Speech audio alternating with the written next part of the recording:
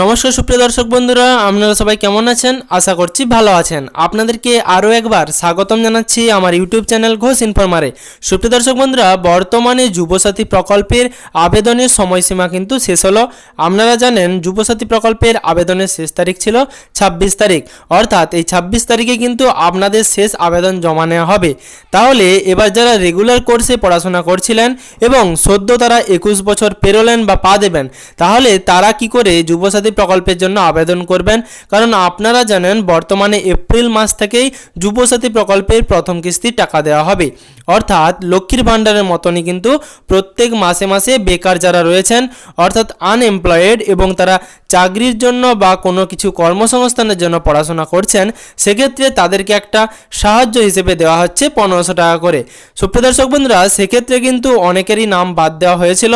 অর্থাৎ যে সমস্ত উপভোক্তার কৃষক বন্ধু প্রকল্পে নাম ছিল তাদের নাম কিন্তু প্রথম থেকেই বাদ দেওয়ার কথা বলা হয়েছিল।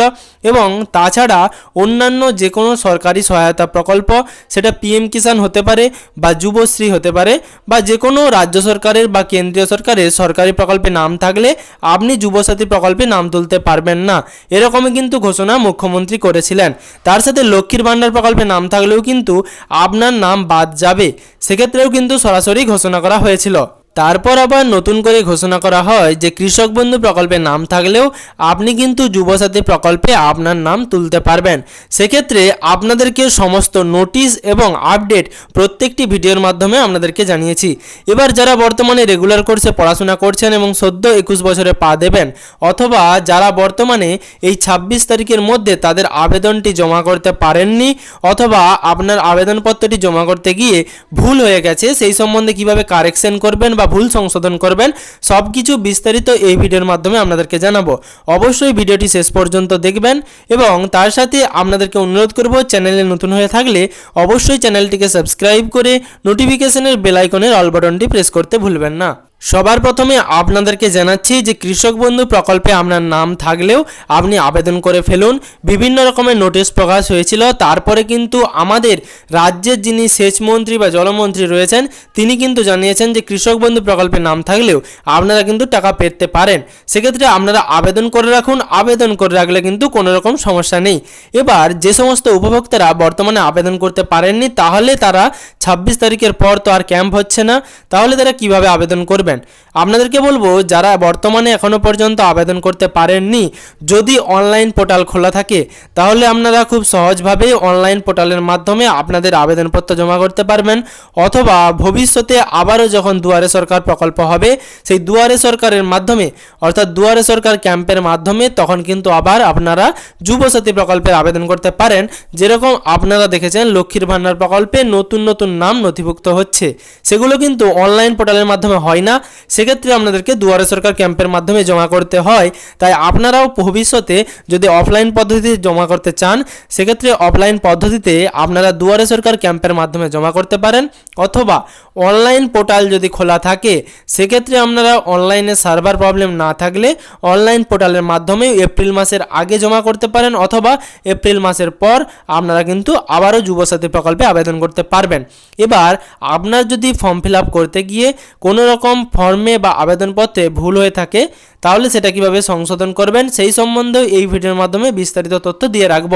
ধরুন আপনি অফলাইন পদ্ধতিতে ফর্ম ফিল আপ করে এসেছেন এবং বর্তমানে আপনি বুঝতে পারছেন যে আপনার ফর্মে বা আবেদনপত্রে কোনো একটা ভুল রয়ে গেছে, তো আপনাদেরকে বলবো, বর্তমানে আপনারা যদি অফলাইন পদ্ধতিতে জমা করতে গিয়ে আবেদনপত্রে ভুল করেন, তাহলে কিন্তু সেই ভুল সংশোধন করার জন্য অবশ্যই অনলাইন পদ্ধতির সাহায্য নিতে হবে। এবার এই অনলাইন পদ্ধতির মাধ্যমে আবেদন করার জন্য আপনাদেরকে সরাসরি যে অফিসিয়াল পোর্টাল রয়েছে যুবসাথী প্রকল্পের, সেখানে যেতে হবে, তারপরে গিয়ে অনলাইন পদ্ধতিতে আবেদন করে ফেলুন। কারণ বর্তমানে দুয়ারে সরকার ক্যাম্পে আপনারা যে সমস্ত নথিপত্র বা আবেদনপত্র জমা করে আসছেন, সেগুলো কিন্তু এখনও পর্যন্ত ওয়েবসাইটে ওঠেনি।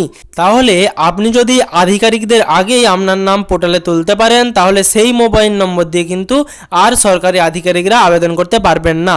এবং আবেদন করার সময় আপনি যেই ভুলটা অফলাইন পদ্ধতিতে জমা করার সময় দিয়ে এসেছিলেন সেই ভুলটা এখানে করবেন না, তাহলে কিন্তু আপনার সমস্যার সমাধান হয়ে যাবে। কিন্তু সেটা আপনার নাম পোর্টালে ওঠার আগেই করতে হবে। তাই তাড়াতাড়ি আপনি আপনার যদি আবেদনপত্রে ভুল হয়ে থাকে অনলাইন মাধ্যমে আবেদন করে আবেদনপত্রের ভুলটি সংশোধন করে ফেলুন। আর যারা অনলাইন পদ্ধতির মাধ্যমে আবেদন করেছেন তাদের কিন্তু নতুন করে এডিটের অপশন নেই, আপনারা কিন্তু বর্তমানে আপনাদের ভুল সংশোধন করতে পারবেন না।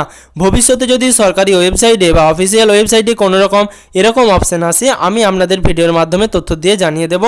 আজ এইটুকুই, এই ভিডিওর মাধ্যমে আপনাদেরকে শুধুমাত্র এই তথ্যই দেওয়ার ছিল। আপনারা যদি নতুন করে আবেদন করতে চান তাহলে আপনাদেরকে পুনরায় দুয়ারে সরকার ক্যাম্প হলে সেখানে আপনাদেরকে ফর্ম জমা করতে হবে, না হলে অনলাইন মাধ্যমে যদি কাজ হয় সেক্ষেত্রে আপনারা অনলাইন মাধ্যমে আবেদন করতে পারেন। আশা করছি এই ভিডিওর মাধ্যমে আপনাদেরকে সম্পূর্ণ রকম তথ্য দেওয়ার চেষ্টা করেছি এবং সম্পূর্ণ রকম তথ্য দিতে পেরেছি।